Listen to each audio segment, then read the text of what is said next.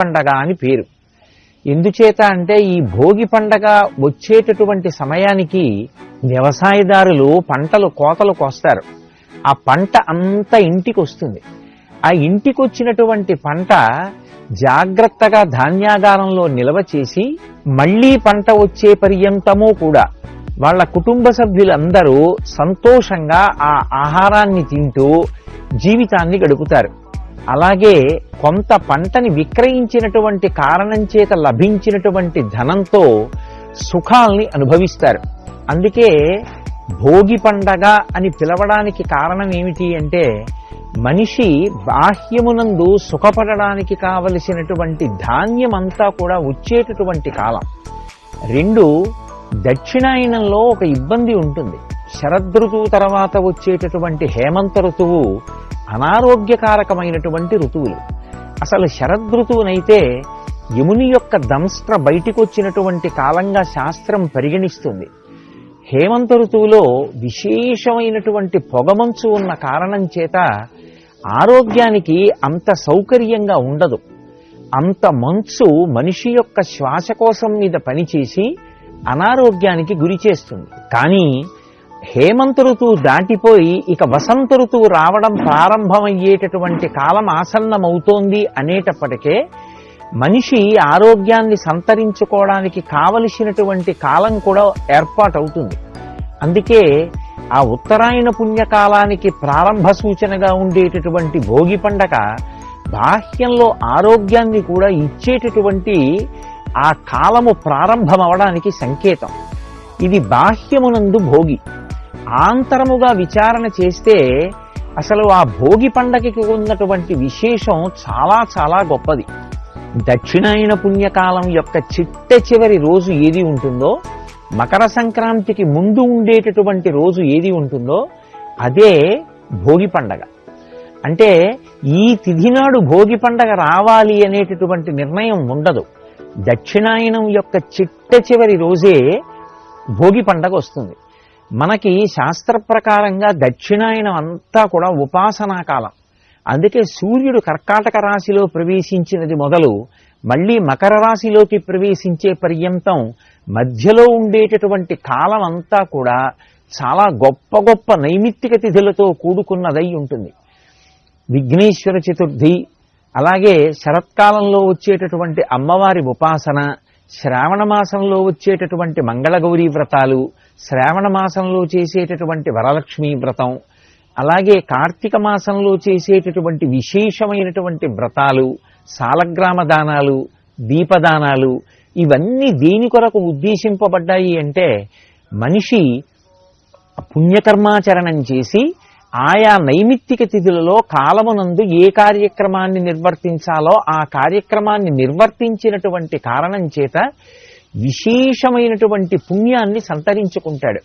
ఆ పుణ్యం దేని కొరకు ఉపయోగపడాలి అంటే మళ్లీ ఏదో ఉత్తర జన్మలలో ఆ పుణ్యాన్ని అడ్డుపెట్టి సుఖాన్ని పొందాలి అనేటటువంటి కోరిక కన్నా కూడా ఆ పుణ్యం చిత్తశుద్ధిని ఏర్పాటు చెయ్యడానికి పనికి రావాలి అని కోరుకున్నవాడెవరుంటాడో అటువంటి వాడికి ఈశ్వరుని యొక్క కృపాకటాక్ష వీక్షణం చేత ఆ నైమిత్తిక తిథుల యందు చేసినటువంటి కర్మాచరణము వలన కలిగినటువంటి ఫలం చిత్తశుద్ధిని కల్పించడానికి సాధనంగా మారుతుంది. ఎప్పుడైతే చిత్తశుద్ధి కలిగిందో పాత్రత కలుగుతుంది. పాత్రత కలిగితే ఈశ్వరుడు జ్ఞానాన్ని కటాక్షిస్తాడు. ఆ జ్ఞానమే ఇక మళ్లీ పుట్టవలసిన అవసరం లేని పునరావృత్తి రహిత శాశ్వత శివ సాయుధ్య స్థితిగా చెప్పబడేటటువంటి కైవల్యము లేదా మోక్షమునకు కారణమవుతుంది.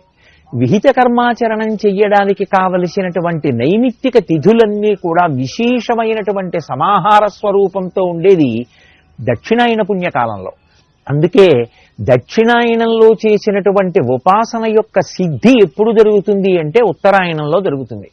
అందుకే ఉత్తరాయణ పుణ్యకాలం ప్రారంభమైంది అంటే స్వర్గద్వారాలు తెరిచారు అంటారు. అంటే దక్షిణాయన పుణ్యకాలంలో చేసినటువంటి ఉపాసన యొక్క ఫలితంగా మనుష్యుడు ఉత్తమమైనటువంటి లోకాలని చేరుకోవడానికి కావలసినటువంటి అర్హతని పొందుతాడు. అందుచేత మనిషి ఆంతరముగా భోగం అనుభవించడానికి కావలసినటువంటి స్థితిని పొందాడు. విడుదలయే మోక్షమం. అటువంటి మోక్షాన్ని పొందడమే జీవితంలో నిజమైనటువంటి భోగి. అటు ఆధ్యాత్మికంగా భగవంతుని యొక్క అనుగ్రహాన్ని సంపాదించుకోవడానికి కావలసినటువంటి కాలము అయి ఉండడం ఒకెత్తు, లౌకికమైనటువంటి కోర్కెలకి మేం దూరంగా ఉండి ఆంతరమునందు భగవంతుడికి దగ్గరగా ఈశ్వరకామం పెంచుకుంటామని చెప్పడానికి సూచనగా భోగిమంట అని వేస్తారు. ప్రతి వీధిలో భోగిమంట వేసి అందులో కట్టెలు, ఆవు పేడతో చేసినటువంటి పిడకలు వేస్తూ ఉంటారు. అంటే దాని అర్థం మేము లౌకిక కామాన్ని కాల్చేసుకుని ఈశ్వర కామాన్ని పెంపొందించుకునే ప్రయత్నం చేస్తామని. బాహ్యంలో పరమేశ్వరుడిచ్చినటువంటి సంపత్తిని పరమేశ్వర ప్రసాదంగా అనుభవిస్తాం. ఆ భోగి ఎప్పుడు వస్తుంది? లౌకికమైనటువంటి కామమంతా కాలిపోయి ఈశ్వర కామం ఒక్కటే మిగిలిపోతే, ఆ ఈశ్వర కామమే నిరతిశయ భక్తిగా మారితే, ఆ భక్తి వలన చేసిన కర్మాచరణము చేత చిత్తశుద్ధి చేత పాత్రత కలిగితే, పాత్రత వలన జ్ఞానము కలిగితే, జ్ఞానము వలన భోగి. భోగి అంటే ఈశ్వరునితో భోగించుట అనగా మోక్ష సిద్ధి కలుగుతుంది. ఇది కలుగుతుంది అని దక్షిణాయనంలో చేసిన ఉపాసనకి సిద్ధిని ప్రకటనమయ్యేటటువంటి రోజుగా చెప్పబడినటువంటి విశేషమైన తిథి కనుక దానికి ఇక ప్రత్యేకంగా ఒక తిథి నిర్ణయం చెయ్యరు. దక్షిణాయనానికి చిట్ట చివరి రోజు ఏది ఉంటుందో అదే మనకి భోగి పండగగా నిర్ణయింపబడి ఉంటుంది. ఈ భోగి పండగ నాటికి అమ్మవారి అనుగ్రహం రేగుపండులోకి ప్రవేశిస్తుంది. అందుకే చిన్నపిల్లలకి జాతకరీత్యా ఏవైనా ఇబ్బందులుంటే తొలగించడానికి వాళ్ళేదో కూర్చుని పెద్ద పెద్ద యజ్ఞయాగాది క్రతువులను నిర్వహించలేరు కనుక చిల్లర పైసలు, బంతిపూలు, రేగుపళ్ళు, చెరుకు ముక్కలు, కొబ్బరి ముక్కలు ఇటువంటివి కలిపి పెద్దవాళ్ళు పిల్లల్ని కూర్చోపెట్టి వాళ్ళ మించి ఈ పదార్థాన్ని కిందకి విడిచిపెడతారు. ఈ పదార్థాలు వాళ్ళ తలమించి కిందకి పడిపోతే భోగి పీడ తొలగిపోయి వాళ్ళు సంతోషంగా జీవితం గడపడానికి ఏ అనారోగ్యము ప్రతిబంధకంగా వచ్చేటటువంటి అవకాశం ఉంటుందో అటువంటి అవకాశము తొలగిపోయి వాళ్ళు ఉత్తరోత్తర జీవితంలో సంతోషంగా ఉండడానికి కావలసినటువంటి వ్యవస్థ ఏర్పడుతుంది. అందుకే భోగిపీడ తొలగించుకునేటటువంటి అద్భుతమైనటువంటి రోజు భోగి పండగ. మకర సంక్రాంతి, దీన్నే మనం పెద్ద పండగ అని పిలుస్తూ ఉంటాం. సూర్యుడు ఉత్తరాయణ పుణ్యకాలంలో ప్రవేశించినటువంటి రోజు ప్రారంభం నుంచి ఇక మకర సంక్రాంతి అవుతుంది. ఉత్తరాయణ పుణ్యకాలం ప్రారంభమైంది అంటే దేవతా సంబంధమైనటువంటి కార్యక్రమాలకి చాలా విశేషమైనటువంటి స్థానము కల్పింపబడుతుంది. సూర్యుడు మకర రాశిలోకి ప్రవేశిస్తే మళ్లీ కర్కాటక రాశిలోకి ప్రవేశించే పర్యంతము ఉన్నటువంటి కాలం ఉత్తరాయణ పుణ్యకాలం. ఉత్తరాయణ పుణ్యకాలం తనంత తానుగా చాలా తేజోవంతమైనటువంటి కాలంగా, ఈశ్వర సంబంధమైనటువంటి కార్యక్రమాలు ఏవి చేసినప్పటికీ కూడా చాలా గొప్ప ఫలితాన్ని అనుగ్రహించగలిగినటువంటి కాలంగా చెప్పబడుతుంది. అందుకే సూర్యుడు మకర రాశిలోకి ప్రవేశించేటటువంటి సమయాన్ని లెక్క కట్టుకుని ఆ ఉత్తరాయణ పుణ్యకాలం ప్రారంభమవుతోంది అన్నప్పుడే ప్రత్యేకంగా ప్రయత్నపూర్వకంగా ఆ మకర సంక్రమణ స్నానము అని చెప్పి చేసి పితృదేవతల యొక్క సంతోషం కోసం, దేవతల యొక్క అనుగ్రహం కోసం మనం దాన ధర్మాది కార్యక్రమాల్ని నిర్వర్తిస్తూ ఉంటాం. ఇటువంటి ఉత్తరాయణ పుణ్యకాలం ప్రారంభమైనటువంటి మకర సంక్రాంతిని పెద్ద పండగగా మనం ఆంధ్రదేశంలో చాలా చాలా విశేషంగా చేసుకుంటాం. ఆ పండగ నాడు కొత్తల్లుళ్ళని ఇంటికి పిలిచి చక్కగా వాళ్ళందరికీ కూడా తలస్నానం చేయించి నూతన వస్త్రములనిచ్చి మంచి మధుర పదార్థాలతోటి అత్తవారి ఇంట్లో చక్కటి భోజనం ఏర్పాటు చేసి విందు వినోదాలతో ఎంతో సంతోషంగా చేసుకునేటటువంటి పండగ. ప్రత్యేకించి సంక్రాంతి పండగ అనేటప్పటికీ దాని శోభ వేరు. ప్రతి ఇంటి ముందు కూడా పెద్ద పెద్ద రంగవల్లులు తీర్చి గొబ్బిళ్లు పెట్టి ఆవు పేడతో చిన్న చిన్న ముద్దలు చేసి ఆ గొబ్బిళ్లకి బంతి పువ్వు అలంకారం చేసి కన్నెపిల్లలందరూ కూడా ఆ గొబ్బిళ్ల చుట్టూ తిరుగుతూ పాటలు పాడుతూ ఆ ఆవు పేడలోకి ఆవాహన చేయబడినటువంటి అమ్మవారి యొక్క అనుగ్రహ విశేషం చేత వారికి ఉత్తముడైనటువంటి భర్త లభించాలని, వాళ్ళ జీవితం సుఖ సంతోషాలతో గడవాలని అమ్మవారిని ప్రార్థన చేస్తూ కొత్త బట్టలు కట్టుకుని ప్రాతకాలంలోనే ఆ గొబ్బిళ్ల పూజ చేసి వాళ్ళందరూ గొబ్బిళ్ల మీద పాట పాడుతూ చుట్టూ తిరుగుతూ కేరింతలు కొడుతూ నైవేద్యాలు పెడుతూ ఆ ప్రసాదాలు పంచుకుంటూ తింటూ ఒక కొత్త శోభని ఆవిష్కరించేటటువంటి కాలం. అలాగే గంగిరెద్దులు. మనకి ఎద్దు ఎంతో పూజనీయమైనటువంటి జంతువు. అది స్వయంగా పరమశివునికి వాహనం. దానిని ఆ విషయంతో అనుసంధానం చేసినప్పుడు భగవంతుడి వాహనంగా అనుగ్రహించగలగడం ఒక ఎత్తైతే, వేదం ఎద్దు గురించి ఒక మాట చెప్తుంది. ఎద్దు యొక్క డెక్కలలోంచి అమృత బిందువులు పడతాయిట. వ్యవసాయం ప్రారంభం చేసే ముందు ఎద్దుని తీసుకొచ్చి దాని మెడ మీద నాగలి ఉంచి ఆ భూమిని దున్నినప్పుడు దాని యొక్క డెక్కలలోంచి పడినటువంటి అమృత బిందువుల చేత పవిత్రమైనటువంటి భూమిలోంచి వచ్చినటువంటి పంట ఏది ఉంటుందో ఆ పంట తేజోకారకం అవుతుంది. అది కంటి సంబంధమైనటువంటి వ్యాధులు రాకుండా కాపాడడమే కాకుండా తిన్న అన్నం ఆరో వంతు మనసుగా మారిపోవాలి. కాబట్టి ఆ మనసు భగవంతుని యందు కృతజ్ఞతాభావం కలిగినదై, శాస్త్రమునందు విశ్వాసము కలిగినదై, 10 మంది కొరకు నేను ప్రవర్తించాలి అనేటటువంటి త్యాగబుద్ధితో కూడుకున్నవాడై, త్యాగే నైకే అమృతత్వమానసహు అనేటట్టుగా బ్రతకడానికి కావలసినటువంటి విశేషాన్ని అనుగ్రహించగలదు. దీనికంతటికీ ప్రధానమైనటువంటి నేపథ్యం ఎక్కడుంటుంది అంటే ఆ ఎద్దు యొక్క డెక్కలలోంచి జారేటటువంటి అమృత బిందువులు భూమిలో తడవడం కారణం.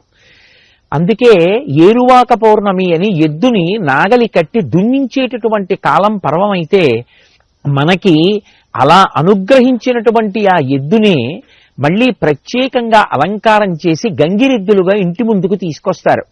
మంగళప్రదమైనటువంటి వాక్కులను ఆ గంగిరెద్దు తీసుకొచ్చినటువంటి వ్యక్తి పలుకుతాడు. యజమాని వృద్ధిలోకి రావాలని, యజమాని కుటుంబం వృద్ధిలోకి రావాలని, ఎన్నో శుభపరంపరలు కలగాలని అదే పనిగా మంగళవాక్కులు పలుకుతూ ఉంటాడు. ఆ మంగళవాక్కులు పలుకుతున్నటువంటి ఆ గంగిరెద్దుల వ్యక్తి దగ్గరికి వెళ్ళి మనకి తోచినది ఏదో ఒకటి ఇస్తే అతను ఆ పలికినటువంటి మంగళవాక్కులకు తీసుకొచ్చినటువంటి ఆ గంగిరెద్దు తల ఊపుతూ ఉంటుంది. అది తల ఊపడము అంటే ధర్మదేవత అంగీకరించినట్టు. దాని చేత ఆ ఇల్లు వృద్ధిలోకి వస్తుంది. ఆంధ్రదేశంలో ఈ గంగిరెద్దులు రావడం, గంగిరెద్దుని ఆడించడం, అది చూసి పిల్లలు మురిసిపోవడం, ఇదంతా కూడా పెద్ద పండగ అయినటువంటి మకర సంక్రమణంలో జరిగేటటువంటి ఒక గొప్ప విశేషం. అలాగే హరిదాసులు చేతిలో ఆ తంబురా పట్టుకుని హరినామ సంకీర్తనం చేస్తూ ఎడం వైపు ఒక పెద్ద జోలి నుంచుకుని, అలాగే తల మీద భిక్షాపాత్రని గొప్ప అమరికతో కట్టుకుంటారు. వాళ్ళు ఏ ఇంటి ముందు ఆగరు. నడిచి పెద్దగా కీర్తన చేస్తూ కుడి చేతిలో చిడతలు పట్టుకుని ఆ చిడతలు వాయిస్తూ వెళ్ళిపోతూ ఉంటారు. ఎంత పెద్ద కంఠంతో పాడతారో. వాళ్ళు హరినామ సంకీర్తనం చేసి వెళ్ళిపోతుంటే యజమాని తన బిడ్డల్ని పైకి పంపించి ప్రత్యేకంగా ఆ హరిదాసుని ఇంటికి ఆహ్వానిస్తారు. ఆయన వీధి గుమ్మంలోకి రాగానే ఆ బియ్యం చేత్తో పట్టుకుని వేస్తే ఎంత అమరికగా వంగుతాడో, చంటి పిల్లలకి కూడా అందేటంత అమరికగా కిందకి వంగుతాడు. వంగినప్పుడు అందులో ఆ బియ్యం వేస్తే మళ్లీ లేచి ఆ హరినామ సంకీర్తనం చేసుకుంటూ వెళ్ళిపోతుంటాడు. అందుకే ఉత్తరాయణం వచ్చింది అంటే దేవతలకి సంతోషం, ఋషులకు సంతోషం, పితృదేవతలకి సంతోషం, మనుష్యులకి సంతోషం, సమస్త భూతములకు సంతోషం. వీటితో పాటుగా ప్రతి ఇంటా కూడా చక్కటి పండగ వాతావరణం నెలకొని ఉండేటటువంటి పరమ పవిత్రమైనటువంటి కాలం. ఉత్తరాయణ పుణ్యకాలం ప్రారంభమైంది అంటే సమస్త భూతములకు కూడా ఆరోగ్యము సిద్ధించడం ప్రారంభమవుతుంది. ఎందుచేత అంటే సూర్యుడు భూమికి దగ్గరగా దిగుతాడిక. సూర్యుడు భూమికి దగ్గరైనటువంటి కారణం చేత సూర్యకాంతి చాలా విశేషంగా భూమి మీద ప్రసరిస్తుంది. అంతటి సూర్యకాంతి ఎప్పుడైతే విస్తరించిందో సమస్త భూతములు కూడా ఆరోగ్యాన్ని పొందుతాయి. లోకంలో అన్ని ప్రాణులకు ఆరోగ్యాన్ని ఇవ్వగలిగినటువంటి మహానుభావుడు భాస్కరుడు, ఆ సూర్య భగవానుడు ఒక్కడే. అందుకే మనకి ఆరోగ్యం భాస్కరాది చేత్ అనేటటువంటి నానుడి ఏర్పడింది. పైగా ఇక వసంత ఋతువు ప్రారంభమవడం మొదలవుతుంది. వసంత ఋతువు కాని ప్రారంభమవుతోంది అంటే అంతకు ముందే చెట్లన్నీ ఆకులు రాల్చేసి తర్వాత చిగర్చడం మొదలు పెడతాయి. ప్రకృతి అంతా కూడా అందాలు సంతరించుకోవడానికి కావలసినటువంటి నేపథ్యం ఆవిష్కృతం అవడానికి ప్రారంభమయ్యేటటువంటి కాలమునకు నాంది ఉత్తరాయణ పుణ్యకాలంలోనే జరుగుతుంది. ఇన్ని రకాలుగా మనిషికి సమస్త భూతములకు కూడా కావలసినటువంటి విశేషమైనటువంటి ఆరోగ్యాన్ని ఇవ్వగలిగినటువంటి సూర్య తేజస్సు యొక్క ప్రసరణకు యోగ్యమైనటువంటి కాలము ఉత్తరాయణ పుణ్యకాలంలోనే జరుగుతుంది. ఆ ఉత్తరాయణ పుణ్యకాలం ప్రవేశించినటువంటి రోజు మకర సంక్రమణం, సూర్యుడు మకర రాశిలోకి ప్రవేశించినటువంటి పుణ్యకాలం. అటువంటి ఉత్తరాయణ పుణ్యకాల ప్రారంభ దినమై మకర సంక్రాంతి అయి అందరికీ కూడా అన్ని రకాలుగాను అనుగ్రహ ప్రసరణం చేసేటటువంటి ఈశ్వరుని యొక్క అనుగ్రహం విస్తృతంగా ప్రసరించేటటువంటి రోజు. కృతజ్ఞత అనేటటువంటిది భారతీయ సంస్కృతిలో అంతర్భాగమైనటువంటి విశేషం. ఉపకారం చెయ్యడం కాదు, అపకారం చేసిన వాడికి కూడా తిరిగి ఉపకారమే చెయ్యడం ఈ జాతి యొక్క ప్రధానమైనటువంటి లక్షణం. అందున ఇక ఉపకారం చేసినటువంటి వాణ్ణి సదా జ్ఞాపకం ఉంచుకొని వాడికి తిరిగి ఉపకారం చెయ్యడము అనేటటువంటిది కృతజ్ఞతా లక్షణంగా అభివర్ణింపబడింది. కృతఘ్నో నాస్తి నిష్కృతి అంటారు రామాయణంలో. కృతజ్ఞత కలిగిన వాడు అంటే చేసిన ఉపకారాన్ని మరిచిపోయేటటువంటి లక్షణం ఉన్నవాడెవడో అటువంటి వాడికి జీవితంలో నిష్కృతి లేదు. అందుకే ఆ కృతజ్ఞతతో జీవించడం అనేటటువంటిది ఈ జాతి సంస్కృతిలో అత్యంత ప్రధానమైన విశేషం. ఇది కేవలం మనుష్యుల వరకు కాదు, తనకి ఉపకారం చేసిన ఎవరి పట్ల అయినా సరే ఆ ఉపకార బుద్ధితో ఉండడం అనేటటువంటిది చాలా గొప్ప లక్షణం. దానికి ప్రతీక కనుమ పండుగ. మనం అందరం కడుపు నిండా అన్నం తినగలుగుతున్నాము అంటే ఆ వ్యవసాయం చేసినప్పుడు అమ్మ భూమాత అనుగ్రహించి మనకి పంటనిస్తోంది. ఆ పంట మనకి దక్కడానికి అసలు ఆ భూమి దున్నడంలో ఎంతో మనకి సహకరిస్తున్నటువంటి జంతువు ఎద్దు. పైగా వేదంలో చెప్పబడినట్టుగా ఎద్దు యొక్క డెక్కల నుండి జాలువారినటువంటి అమృత బిందువులు భూమిలో పడినటువంటి కారణం చేత ఆ భూమి నుంచి పైకి పెరిగినటువంటి సస్యముల నుంచి వచ్చినటువంటి పంట కంటి సంబంధమైన వ్యాధులు రాకుండా మనిషిని కాపాడుతూ ఉంటుంది. ఇంతగా మనని రక్షించి తన మెడ మీద కాడి పెట్టుకుని బండిలో అనేకమైనటువంటి ఫలసాయాల్ని ఇంటికి తీసుకురావడమే కాకుండా నాగలి మోసి భూమి దున్నడానికి మనని అనుగ్రహిస్తోంది ఆ ఎద్దు. అందుకే ఆ ఎద్దు పట్ల ప్రత్యేకమైనటువంటి కృతజ్ఞతని ఆవిష్కరిస్తారు. ఆ ఎద్దు పట్ల కృతజ్ఞతని ఆవిష్కరించేటటువంటి పండగకే కనుమ పండుగ అని పేరు. భోగి నాటికి ఇంటికి ఆ పంట అంతా వచ్చింది. సంక్రాంతి పండగ నాడు కొత్త అల్లుళ్లతో కలిసి సంతోషంగా భోజనం చేశాడు. మరి దీనికంతటికీ పాటుగా తనతో పాటుగా కలిసి శ్రమించినటువంటి ప్రాణి ఒకటి ఉంది, ఎద్దు. అది ఇంటి పెరట్లోనే ఉంది. మరి ఆ ఎద్దుని కూడా సత్కరించకపోతే మనిషి జీవితానికి పూర్ణత్వం ఎక్కడుంది? ఇది భారతీయ సంస్కృతికి ఉన్న గొప్పతనం. అందుకే కనుమ పండుగ నాడు ఎద్దుల్ని ప్రత్యేకంగా అలంకారం చేస్తారు. వాటికి మెడలో పూలదండలు వేసి దానికి రకరకాలైనటువంటి ఆభరణాలు తొడిగి చక్కగా మంచి పాయసం వండి పొంగలి వండి తీసుకొచ్చి ప్రత్యక్ష నివేదనగా ఆ ఎద్దు చేత తినిపిస్తారు. అలాగే మనకి పాడికి కారణమైనటువంటిది ఆవు. ఆ ఆవు ఇంట్లో ఉంది కాబట్టి దాని పాలు తాగగలుగుతున్నాం, యజ్ఞయాగాది క్రతువులు చెయ్యగలుగుతున్నాం. ఆ పాలు మన పిల్లలకి పట్టి వాళ్ళకి మేధో వికసనం జరగడానికి కారణముగా వాడుకోగలుగుతున్నాం. అటువంటి ఆవుని ఎద్దుని మన కృతజ్ఞతని ఆవిష్కరించడం కోసమని చెప్పి అలంకరించి ప్రత్యేకంగా పొంగలి వండి తీసుకొచ్చి ప్రత్యక్ష నివేదనగా తినిపించేటటువంటి రోజు. అరుణాచలం లాంటి క్షేత్రాలలో అనేకానేక దేవాలయాలలో ప్రత్యేకించి శివాలయాల్లో ఎక్కడెక్కడ నందీశ్వరుడు ఉంటాడో అక్కడక్కడ అంత గొప్ప అలంకారం చేస్తారు. నందీశ్వరుడికి ఆ రోజున ప్రత్యేకంగా అభిషేకాలు చేస్తారు. నిజంగా కనుమ పండుగ నాడు అరుణాచలం దేవాలయంలోకి వెడితే అక్కడ ఉన్న పెద్ద నందికి చేసేటటువంటి అలంకారం చూస్తే మనం అందరం ఆశ్చర్యపోతాం. ఆలయంలో ఉండేటటువంటి నందీశ్వరుడి దగ్గర నుంచి బయట పశువులన్నిటినీ కూడా అంత గొప్పగా అలంకారం చేసి ప్రత్యక్ష నివేదనగా వాటికి పొంగలి పెట్టి కృతజ్ఞతావిష్కారం చేసేటటువంటి పండగ కనుమ పండుగ.